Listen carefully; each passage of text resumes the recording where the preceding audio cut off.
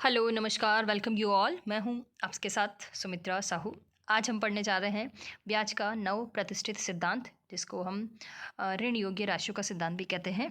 और इंग्लिश में ये आप इसका ध्यान रखना, इसको loanable fund theory of interest के नाम से भी जाना जाता है, क्योंकि हिंदी में बहुत सारे इसके अर्थ हो सकते हैं, तो आप ध्यान रखें।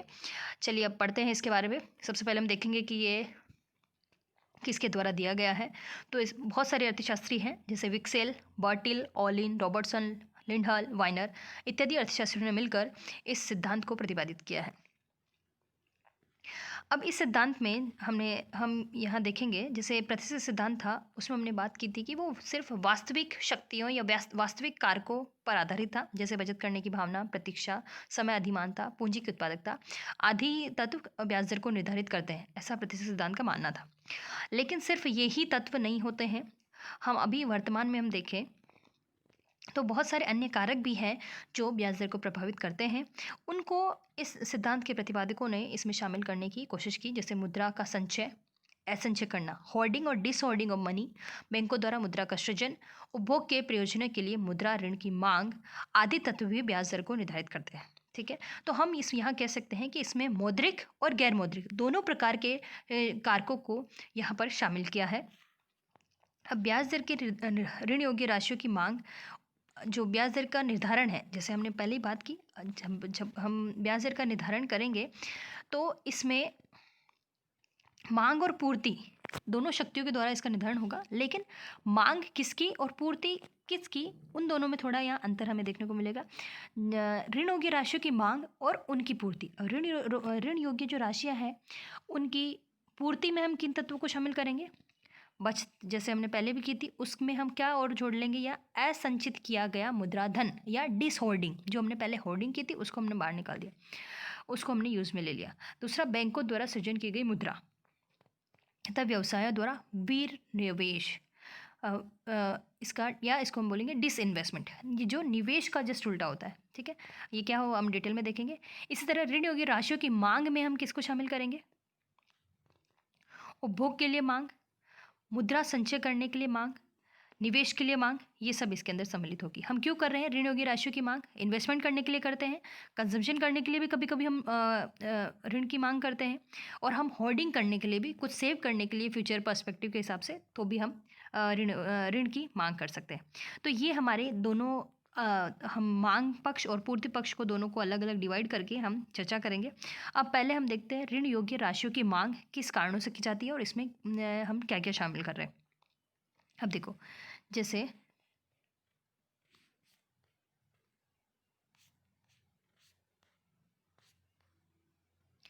पहला है, यहाँ डायग्राम दिया हुआ है, ठीक है, इसको हम पहले समझेंगे, पहले थोड़ा इनके बारे में जान लेते हैं। निवेश के लिए ऋण की मांग हम किसके लिए कर रहे हैं, इन्वेस्टमेंट के लिए, ये तो हमने देख ही लिया था पूरा डिटेल में।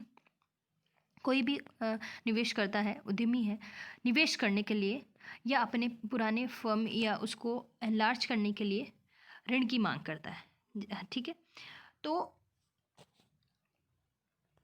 निवेशक निवेश करने से पहले उससे मिलने वाली जो प्रत्याशित लाभ है उसकी तुलना ब्याज की दर से करेगा, ये हमने पहले भी देखा। यदि ब्याज की दर से उनकी प्रत्याशित लाभ ज़्यादा है तो वो निवेश करेगा। मतलब कहने का मतलब यहाँ पर है, यदि ब्याज की दर कम है तो निवेश अधिक होगा, और ब्याज की दर अधिक है तो निवेश कम किया जाएगा। तो स्पष्ट है कि ब्याज की दर बढ़ जाए तो निवेश के लिए ऋण योग्य राशियों की मांग घट जाएगी। तो यहाँ पर देखो, हम एक एक को देख लेते। तो यहाँ पर क्या है, ये पहली जो लाइन है, दिस वन, यहाँ पे अपने रेट ऑफ इंटरेस्ट, सॉरी, ये जो लाइन है निवेश की, ये रेट ऑफ इंटरेस्ट हमने लिया है, ये ऋणात्मक ढाल वाली है, जो क्या बता रही है, रेट ऑफ इंटरेस्ट ज़्यादा होने पर निवेश कम और कम होने पर निवेश ज़्यादा। ये एक हो गया। अब दूसरी बात करते हैं उपभोग के लिए ऋण या कंजम्पशन डिमांड फॉर लोन। ऋण योग्य राशियों की मांग उपभोग के लिए भी की जा सकती है। उपभोग के लिए ऋण वे लोग लेते हैं जो अपनी आय और संचित धन से अधिक उपभोग करना चाहते हैं। ये तो आजकल कॉमन है कि व्यक्ति की आय से ज़्यादा उपभोग किया जा सकता है। बिल्कुल, हम कुछ अभी गवर्नमेंट के द्वारा, बैंकों के द्वारा भी इतनी फैसिलिटी प्रोवाइड की जा रही है कि लोग क्रेडिट कार्ड की फैसिलिटी अवेल करके इनकम से भी ज़्यादा हम खरीद सकते हैं, हम होम लोन लेते हैं, हम कार लोन लेते हैं, तो ये क्या है? इसी तरह से कंजम्पशन डिमांड पर हम लोन ले रहे हैं, तो उपभोग के लिए भी ऋण, टेलीविज़न, रेफ्रिजरेटर, अब तो ये भी, इनके लिए भी लोग ईएमआई पे हम खरीद सकते हैं। तो ये भी एक तरह से क्या है, हमारी जो पूंजी की मांग को पैदा कर रहे हैं। लोन हम इसके लिए भी ले रहे हैं। उपभोग के लिए ऋण की मांग भी ब्याज दर सापेक्ष होती है, ये भी वही होगी। यदि ब्याज दर कम है तो लोग जो अगले साल कार, टेलीविज़न या रेफ्रिजरेटर वगैरह खरीदने वाले होंगे वो इसी साल खरीद लेंगे। होम लोन की भी ब्याज दर यदि कम कर दे तो इसी साल ले लेंगे, अदरवाइज सोचेंगे कि एक साल बाद बनाएंगे। तो ये इस तरह ये है, उपभोग के लिए ऋण भी क्या है, ब्याज दर के सापेक्ष है। तो यहाँ भी हम क्या बनाएंगे कि इसको डिस सेविंग कह सकते हैं, या कंजम्पशन के लिए डिमांड। ये जो एक ये लाइन जो है, रुको वापस देखते हैं, दिस वन, ये जो डिस सेविंग इसको लिखा है, या फिर हम इसको बोल सकते हैं कंजम्पशन के लिए डिमांड, ये आई, ये सी। अब अगला है, हम होर्डिंग करने के लिए, संचय करने के लिए भी मांग कर सकते हैं। मुद्रा तथा धन का संचय भी ऋण योग्य राशियों की मांग को प्रभावित करता है। संचय के लिए मुद्रा की मांग का अर्थ है लोग अपने पास अधिक नगद रुपया रखना चाहते हैं। जब लोग अपनी आय से कम उपभोग करते हैं तो वे कुछ रुपया बचा लेते हैं। इस प्रकार अपनी बचतों को या तो वे उधार दे सकते हैं या इनसे शेयर या ऋण पत्र आदि खरीद सकते हैं। तो इसके लिए होर्डिंग करते हैं वो। संचय के लिए लोग दूसरों से ऋण नहीं लेते, पर अपने पास उपलब्ध ऋण योग्य राशियों को संचय करने के लिए प्रेरित होते हैं। जब ब्याज की दर अधिक होगी तो लोग क्या करेंगे, अपेक्षाकृत अधिक रुपया ऋण पर दे देंगे और कम मात्रा में संचय करेंगे। जब ब्याज की दर कम होगी तो वह कम रुपया उधार पर देंगे और अधिक मात्रा में रुपये का संचय करेंगे। देखो इसका क्या मतलब है, ब्याज की दर जब अधिक है तो लोग कम संचय कर रहे हैं, क्योंकि वो अपना जो पैसा बचा हुआ था लोगों को उधार दे रहे हैं, क्योंकि मार्केट से उनको ज़्यादा मिल रहा है। और ब्याज की दर कम है तो इसमें एक डर रहता है कि यदि हम किसी को उधार देते हैं तो हो सकता है वापस मिले ना मिले, और हम क्यों इतना रिस्क लें। तो जब हमारे उससे मिलने वाली ब्याज की दर कम है तो लोग सोचते हैं कि इससे बेटर है कि हम खुद ही अभी होर्डिंग करके रखें, और जब ब्याज दर बढ़ेगी तब हम उधार दे देंगे। तो इस तरह से संचय के लिए भी मांग, ये भी क्या है, ब्याज दर की सापेक्ष है, वो भी कैसी, ऋणात्मक है। तो यहाँ हम इसको होर्डिंग, जो ये एच नाम से हमने ये लिया है कर्व, तो ये किसको बता रहा है, होर्डिंग को, या संचय के लिए मांग को, ये निवेश के लिए मांग को, ये कंजम्पशन के लिए मांग को। तो ये तीन हमने ये बनाए जो हमारी कुल मिलाकर किसको बता रहे हैं, पूंजी के लिए मांग को। तो यहाँ पर हम देख सकते हैं डिमांड ऑफ लोनेबल फंड्स, ये हमने तीनों का सापेक्ष या तीनों को सम्मिलित रूप से एक यहाँ पर हमने लाइन ड्रॉ की है। ठीक है, अब हम बात करते हैं कि ऋण योग्य राशियों की पूर्ति, सप्लाई ऑफ लोनेबल फंड्स, ये इसके कौन कौन से अंग है, या इसके अंदर हम किस किस को शामिल कर रहे हैं। तो सबसे पहले बचत, ये हमने पहले भी देखा था। सेविंग सबसे बड़ा इसका पार्ट होगा। कुछ बचत जो प्रत्याशित आय और प्रत्याशित उपभोग की मात्रा पर निर्भर करता है। और अब देखो बचत भी दोनों तरह से हो सकती है, एक निजी व्यक्ति या आम पब्लिक बचत कर रही है, एक उद्यमी या एक फर्म भी बचत करती है। तो हाँ, देखो वैसे तो बचत की हम बात करें तो वो आय पर ही निर्भर करती है, लेकिन कुछ सीमा के बाद यदि बचत हम क्या करेंगे, एक लेवल या एक निश्चित सीमा के बाद आय या बचत पर ब्याज की दर भी प्रभाव डालती है। ब्याज की दर बढ़ेगी तो लोग ज़्यादा बचत करने को प्रोत्साहित होंगे, कम ब्याज दर पर कम बचत की जाएगी। तो बचत का जो वक्र है वो भी बाएं से दाएं ऊपर की ओर चढ़ता हुआ होता है, यानी कि उसमें पॉजिटिव रिलेशन हमें देखने को मिलता है, जैसे ये हमने बनाया इसके अंदर दिस लाइन। ठीक है, अब देखो इसी तरह से जो व्यवसायी है या फर्म है उनके द्वारा भी बचत की जाती है, और ये कंपनियों की जो बचत है वो भी ब्याज दर पर निर्भर करती है। ऊंची ब्याज दर पर फर्म क्या करेगी, मार्केट से ऋण लेने के बजाय अपनी बचत को यूज़ करना चाहेगी, इसलिए वो ज़्यादा बचत करेगी। कम ब्याज दर पर ठीक है मार्केट से भी ले सकते हैं, तो वो अपनी बचत उनकी कम हो सकती है। तो इसमें भी क्या है, पॉजिटिव रिलेशन है, ब्याज दर अधिक होगी तो बचत ज़्यादा की जाएगी। इसी तरह असंचय। अगला डिसहोर्डिंग, होर्डिंग का जस्ट अपोजिट है। अब हम ऐसा भी कर सकते हैं कि हमारी उपभोग के लिए, निवेश के लिए हम क्या करें, हमारी पुरानी जो संचित धन था उसको हम निकाल लें, होर्डिंग को हम क्या करें, वापस यूज़ में ले लें। जो हमारी निष्क्रिय पड़ी हुई संपत्ति थी, मुद्रा थी, उसको हम एक सक्रिय मुद्रा के रूप में काम में लेने लगे। तो ये ऋण के लिए उपलब्ध हो जाती है, दूसरों के वो ऋण के लिए भी उपलब्ध करा सकते हैं और खुद भी चाहे तो हम उसका यूज़ कर सकते हैं। एक तरह से डिसहोर्डिंग भी इसका एक सोर्स होगा। यदि ब्याज की दर बढ़ जाए तो कई व्यक्ति जो रुपया संचय करते हैं वह रुपया निकाल कर ऋण देने के लिए तैयार हो जाएंगे। ये हमने बात की।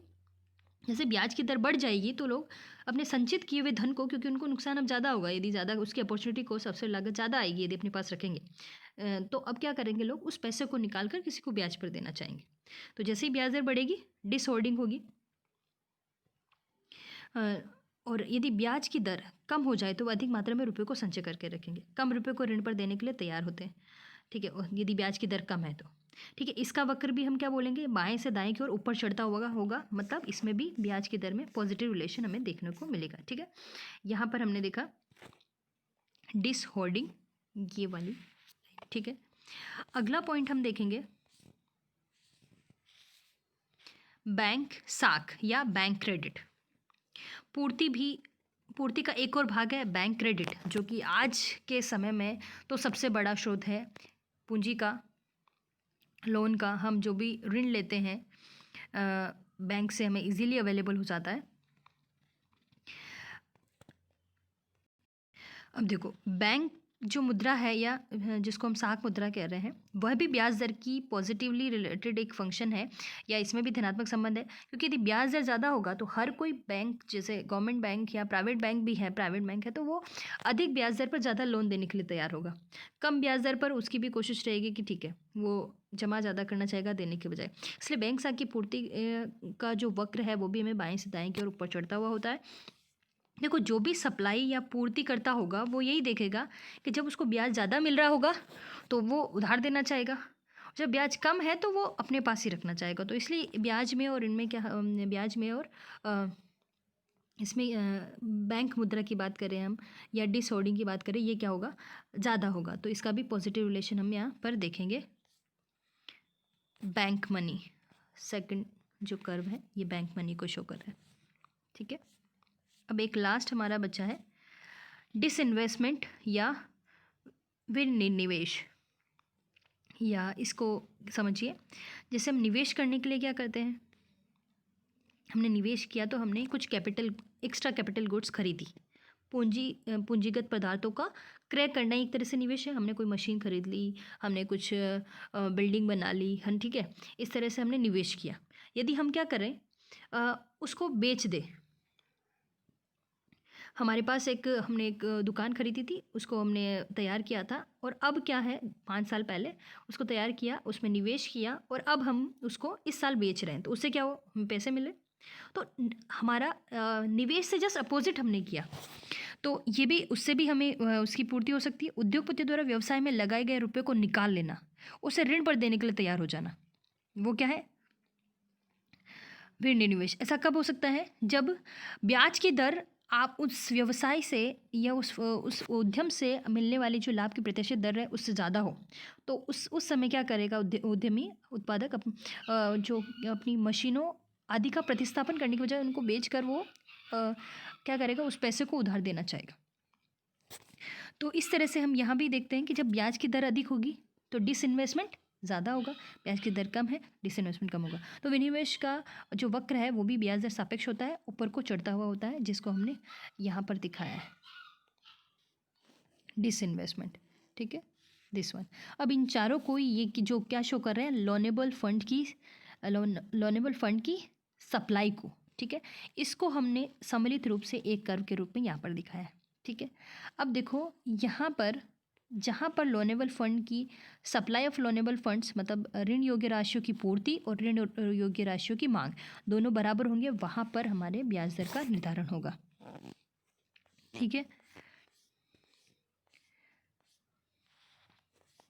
अब देखो, इसमें यदि वापस देख लो, अब इसको थोड़ा सा यहाँ से, मांग और पूर्ति में संतुलन, equilibrium between demand and supply. अब यहाँ पर निवेश, मांग, संचय, उपभोग के लिए ऋण और उपभोग के लिए ऋण, ये तीन थी। इसके लिए लोन की डिमांड की हो रही थी निवेश के लिए, होर्डिंग करने के लिए, कंजम्पशन करने के लिए। और सप्लाई कहाँ से हो रही थी? बचत के द्वारा, बैंकों के द्वारा, हमारी जो पहले की संचित थी उसको डिसहोर्डिंग करके, और हमारे पहले की जो संपत्ति है उसको बेचकर ये इसकी सप्लाई हो रही। जब ये चारों इसके बराबर होंगे तो हमारा क्या होगा? संतुलन हमें प्राप्त होगा, या ब्याज दर का संतुलन हमें इस बिंदु पर मिलेगा जहाँ पर लोनेबल फंड की सप्लाई और मांग दोनों बराबर होगी। अब देखो उस ऊपर वाले डायग्राम में हमने ई बिंदु पर हमारा संतुलन दिखाया है। इसी को हमने इसमें इस तरह से हम लिख सकते हैं। देखो इस समीकरण को हमने यहाँ पर इस तरह से लिखा है। इन्वेस्टमेंट डिसइन्वेस्टमेंट था, इन्वेस्टमेंट को हमने investment minus disinvestment, hoarding minus dishoarding, saving minus dissaving, plus bank money. तो इससे क्या मिलेगा? Net investment, net hoarding equal to net saving plus bank money. देखो ये वाला पोर्शन। इस समीकरण से क्या पता चल रहा है? ब्याज की संतुलन दर पर निवल निवेश, नेट इन्वेस्टमेंट, और निवल संचय जो नेट होर्डिंग है वो किसके बराबर होगी? निवल मतलब नेट बचतों और बैंक साख के समान होगी। अब यहाँ पर ये आवश्यक नहीं कि दोनों पक्षों के अलग भाग एक दूसरे के समान ही हो। ये आवश्यक नहीं कि ऋण देने वालों की बचत की मात्रा ऋण लेने वालों का निवेश समान हो, ऐसा ज़रूरी नहीं है। ठीक है, दूसरे भागों के विषय में भी ये लागू होता है, ऐसा कि कोई भी भाग ज़रूरी नहीं कि हमेशा इसके बराबर हो। यहाँ पर हम बात कर रहे हैं अभिष्ट बचत, डिज़ायर और प्लानिंग सेविंग, प्लांट सेविंग, हम इसके बारे में बात करेंगे आगे भी। प्लांट सेविंग और प्लान इन्वेस्टमेंट की संतुलन की अवस्था यहाँ पर बात कर रहे हैं, वो हमारी बराबर होगी। अब यहाँ पर देखिए इस वाले डायग्राम में जो हमने देखा था, यहाँ पर सेविंग इन्वेस्टमेंट के बराबर नहीं है इक्विलिब्रियम पॉइंट पे। देखो इक्विलिब्रियम पॉइंट पे सेविंग और इन्वेस्टमेंट दोनों बराबर नहीं है। इक्विलिब्रियम पॉइंट पे ये हमारा सेविंग फंक्शन है और ये हमारा इन्वेस्टमेंट फंक्शन है। तो इन्वेस्टमेंट यहाँ पर ज़्यादा है, सेविंग कम है। Investment is greater than saving. Yes, को सिर्फ इसको वापस देखो, ये एक फंक्शन है सेविंग का और ये है इन्वेस्टमेंट फंक्शन। तो ये जो इक्विलिब्रियम पॉइंट है यहाँ पर ये दोनों बराबर नहीं है, तो इससे क्या होगा? हम इसको स्थायी संतुलन का बिंदु नहीं कह सकते। यहाँ पर क्या है? निवेश ज़्यादा है सेविंग से, तो क्या होगा? निवेश ज़्यादा होने की वजह से इनकम बढ़ेगी, इनकम बढ़ने से सेविंग बढ़ेगी और सेविंग बढ़कर वापस निवेश के बराबर आ जाएगी। तो ये प्रोसेस चलती रहेगी जब तक कि ये स्थायी संतुलन को ना प्राप्त कर ले। ठीक है, तो ये हमने यहाँ देख रहे हैं।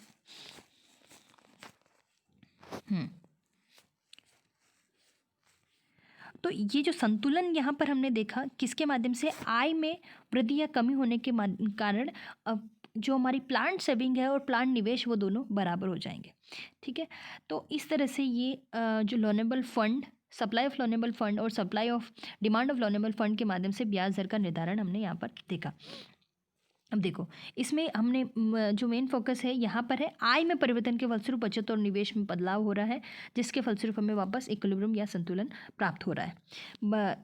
यहाँ पर बचत वक्र और निवेश वक्र अपनी पूर्व स्थिति से विवर्तित होंगे, चेंज होगा जब ये वापस आय में परिवर्तन होंगे। तो उसके परिणाम स्वरूप ऋण योग्य राशियों का पूर्ति वक्र एसएल और ऋण योग्य राशियों का मांग वक्र भी बदलेगा, और इन परिवर्तनों से अंत में वह ब्याज दर निर्धारित होगी जहाँ पर ऋण योग्य राशियों की मांग और उनकी पूर्ति समान है, और वहाँ पर प्लान निवेश, प्लान इन्वेस्टमेंट और प्लान सेविंग भी बराबर होंगे। वो हमारा एक संतुलन का बिंदु होगा। ठीक है, ये आपका पूरा ये लोनेबल फंड थ्योरी यहाँ पर कंप्लीट हुई। इसकी कुछ आलोचनाएं हैं वो हम देख लेते हैं थोड़ी बहुत। यहाँ पर हम देखते हैं कि ये प्रतिशत सिद्धांत से तो अधिक उत्कृष्ट सिद्धांत है, लेकिन फिर भी इसकी कुछ आलोचनाएं हैं वो हम एक एक करके देखेंगे। सबसे पहले कीन्स ने इसकी एक आलोचना की है, वो ये है कि जो संचय की धारणा है वो गलत है और अयथार्थ, मतलब यथार्थ नहीं है, क्योंकि यदि हम मुद्रा की मात्रा को समान मान रहे हैं तो उस परिस्थिति में क्या होगा? यदि कोई व्यक्ति संचय कर रहा है, क्योंकि मुद्रा की मात्रा समान है, यदि वो व्यक्ति संचय कर रहा तो कोई ना कोई व्यक्ति यदि असंचय कर रहा होगा, मतलब डिसहोर्डिंग कर रहा होगा, तभी वो एक व्यक्ति संचय कर पाएगा। तो जब पूरी टोटल मनी ऑफ सप्लाई है, मतलब हम यहाँ पर देखिए मान लो 100 रुपये है, 100 रुपये में से किसी व्यक्ति ने यदि 50 रुपये अपने पास रख लिए, तो किसी व्यक्ति ने 50 रुपये खर्च किए होंगे तब जाके इसने सेव किए हैं। तो जो दोनों का जो प्रभाव है वो एक दूसरे के कारण रद्द हो जाएगा, क्योंकि मनी सप्लाई कांस्टेंट ही है, 100 ही रुपये है, चाहे एक सेव करे या दूसरा खर्च करे। तो यदि एक ज़्यादा सेव करेगा तो दूसरे को मतलब बाहर निकालना पड़ेगा, मतलब एक होल्ड कर रहा है तो दूसरे को डिसहोल्ड करना पड़ेगा, डिसहोल्डिंग करनी पड़ेगी। परंतु यहाँ पर हमें ऋण, यहाँ पर हम जो देख रहे हैं लोनेबल फंड थ्योरी में संचय को एक बहुत बड़ा एक महत्वपूर्ण कारक इसमें माना है। वास्तव में किसी समाज में मुद्रा की समर्थ और वास्तविक पूर्ति केवल मुद्रा की मात्रा पर ही नहीं निर्भर करती, ये मुद्रा के चलन वेग पर भी निर्भर करती है।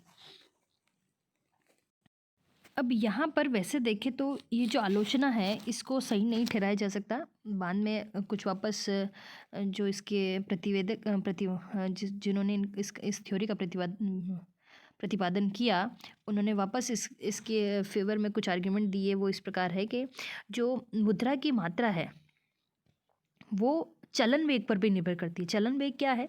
मुद्रा की एक इकाई कितने लोगों के हाथों से होकर गुजर रही है, मतलब उसका कितनी बार आप उपयोग कर रहे हो क्रय विक्रय के रूप में, वो भी उसके संचय और असंचय को प्रभावित करती है।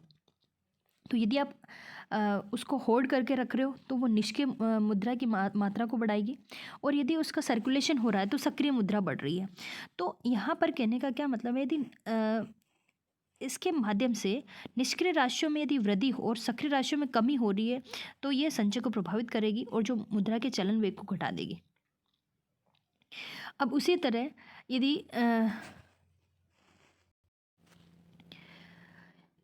यदि किसी समय अवधि में से पूर्व और अंत में मुद्रा की मात्रा समान रहे परंतु मुद्रा का चलन वेग बदल जाए तो ये चलन वेग मुद्रा उसके संचय और असंचय को प्रभावित कर सकता है। ठीक है। अब यदि इसका हम देखें तो किसी समय अवधि में परिचालन में मुद्रा की मात्रा समान रहने पर भी संचय संभव हो सकता है। इसलिए ऋण योग्य राशियों के सिद्धांत पर केन्स द्वारा की गई जो आपत्ति है युक्ति संगत नहीं है। ठीक है।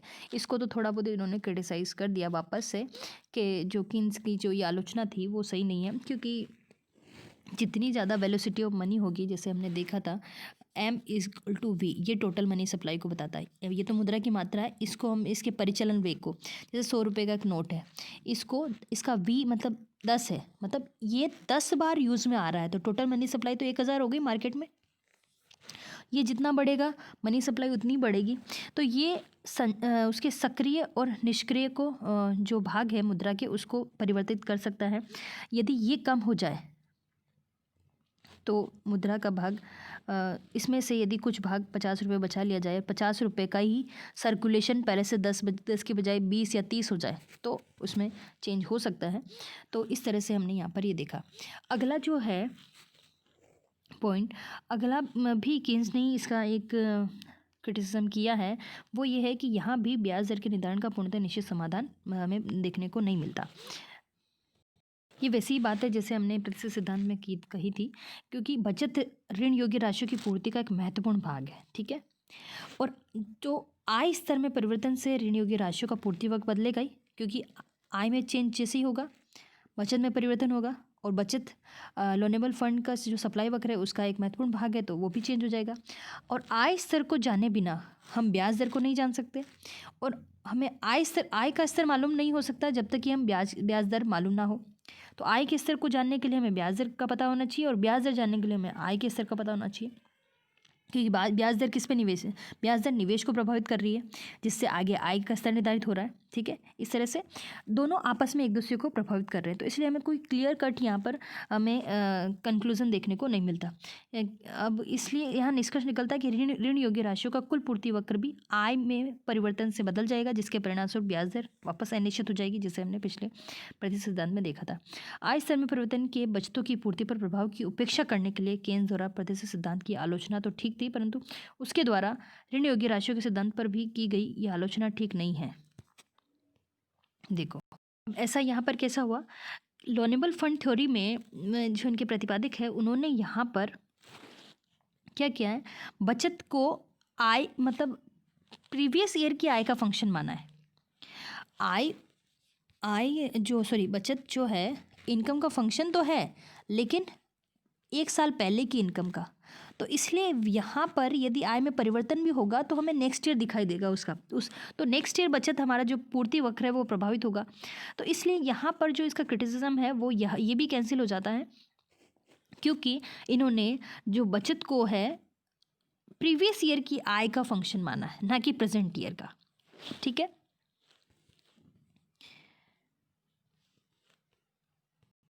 यहाँ पर हम प्रोफेसर होम के द्वारा जो एक कोटेशन दिया है वो हम देखेंगे, जिससे ये पूरा समझ में आ जाएगा। उन्होंने बोला है कि ये वृत्ताकार तर्क नहीं है। यहाँ पर क्या है, जैसे आय निवेश के द्वारा प्रभावित हो रही है, इनकम है वो निवेश के द्वारा प्रभावित हो रही है, निवेश रेट ऑफ इंटरेस्ट के द्वारा, और जो रेट ऑफ इंटरेस्ट है वो लोनेबल फंड की सप्लाई है उसके द्वारा निर्धारित हो रही है रेट ऑफ इंटरेस्ट। और लोनेबल फंड की जो सप्लाई है वो उसकी जो वो बचतों द्वारा, सेविंग उसका मोस्ट इम्पोर्टेंट पार्ट है बचत, और बचतें जो है प्रीवियस ईयर की समय अवधि की आय पर Y-T उसके द्वारा निर्धारित हो रही है। ठीक है, तो इस तरह से हम यहाँ पर ये देख सकते हैं। अगला जो क्रिटिसिज्म है इसका वो है वही साधनों के पूर्ण रोजगार की मान्यता पर आधारित है। ये क्रिटिसिज्म है, ये प्रतिष्ठित सिद्धांतों का भी था और न्यू क्लासिकल्स का भी है, नव प्रतिष्ठित सिद्धांतों का भी है कि इन्होंने पूर्ण रोजगार माना है। और केन्स ने बोला है कि ऐसा ज़रूरी नहीं है, पूर्ण रोजगार से पहले भी स्थायी संतुलन हो सकता है। मतलब ज़रूरी नहीं है कि पूर्ण रोजगार अर्थव्यवस्था में हो, हम अपूर्ण रोजगार की भी मान्यता, अपूर्ण रोजगार की वास्तविक पूर्व मान्यता को इस सिद्धांत ने नकारा है। इस तरह से उन्होंने इसका क्रिटिसिज्म किया। अब वास्तव में यदि हम इसका कंक्लूजन देखें, जैसे हमने केन्स का तरलता अधिमान सिद्धांत भी देख लिया, प्रतिष्ठित सिद्धांत भी देख लिया, अब इन दोनों का एक समन्वय प्रस्तुत करता है ये न्यू क्लासिकल मॉडल या जो लोनेबल फंड थ्योरी है। ये इन दोनों का समन्वय है, इन्होंने दोनों के तत्वों को शामिल किया है। यहाँ पर जैसे देखिए, हम प्रतिष्ठित सिद्धांत की बात करें तो उसमें बचतों की पूर्ति और निवेश मांग को शामिल किया था, तो इसमें उन्होंने उनको भी शामिल कर लिया। दूसरे केन्स ने जो लिक्विडिटी प्रेफरेंस तरलता अधिमान वो क्या था, मुद्रा को संचय रखने की प्रवृत्ति से संबंधित था, तो यहाँ पर संचय और असंचय को ध्यान शामिल किया है। तो इस तरह से एक तरह से केन्स के भी कुछ तत्वों को इसमें शामिल कर लिया। तो यहाँ पर हम देखें तो केन्स का जो सिद्धांत था और प्रतिष्ठित सिद्धांत था, दोनों का ही हमें एक समन्वय हमें यहाँ पर देखने को मिलता है। और यहाँ पर एक और बात की कि जो केन्स का सिद्धांत था वो स्टैटिक है, लेकिन ये जो लोनेबल फंड थ्योरी है एक डायनेमिक थ्योरी है, एक प्रायोगिक सिद्धांत हम इसे कह सकते हैं। तो इस तरह से ये आपका एक जो ब्याज की जो सिद्धांत था लोनेबल फंड का या ऋण योग्य राशियों का सिद्धांत यहाँ पर पूरा होता है। इसको आप थोड़ा सा देखिएगा, तीनों को एक साथ पढ़िएगा। पहले प्रतिष्ठित सिद्धांत पढ़िए, उसके बाद केन्स का तरलता अधिमान सिद्धांत पढ़िए, उसके बाद आपके न्यू क्लासिकल मॉडल इसको देखिएगा, तो आपको ये अच्छे से समझ में आएगा। ठीक है, तो प्रतिष्ठित सिद्धांत की आलोचना केन्स ने की, उसके बाद उन्होंने अपना एक तरलता अधिमान जो सिद्धांत था वो दिया, लिक्विडिटी प्रेफरेंस थ्योरी, जिसको हमने स्टार्टिंग में डिस्कस किया था, आप देख लेना। उसके बाद इन दोनों के समन्वय रूप में न्यू क्लासिकल आए, उन्होंने दोनों का एक मिक्सचर हमें एक समन्वय प्रस्तुत करते हुए एक ये मॉडल हमें दिया। तो हमने इसको देख लिया अच्छे से, एक बार आप थोड़ा देख लेना। क्रिटिसिज्म थोड़ा से कॉम्प्लिकेटेड हो गए तो आपको इतना डीप में जाने की ज़रूरत नहीं है, जितना आपको समझ में आया उतना ठीक है। ज़रूरत है बस ऊपर वाले इस मॉडल को अच्छे से समझने की। ठीक है, BA फर्स्ट ईयर के हिसाब से आपका इतना ही काफ़ी है कि आप इसकी लोनेबल फंड में क्या क्या शामिल कर रहे हैं, सुनिए इसकी डिमांड में क्या शामिल कर रहे हैं और उसकी सप्लाई में कौन कौन से कारक हम शामिल कर रहे हैं, उसके आधार पर आप ये एक डायग्राम सिंपल सा ये बना दीजिए और इसको एक्सप्लेन कर दीजिए, ये काफ़ी होगा। ठीक है,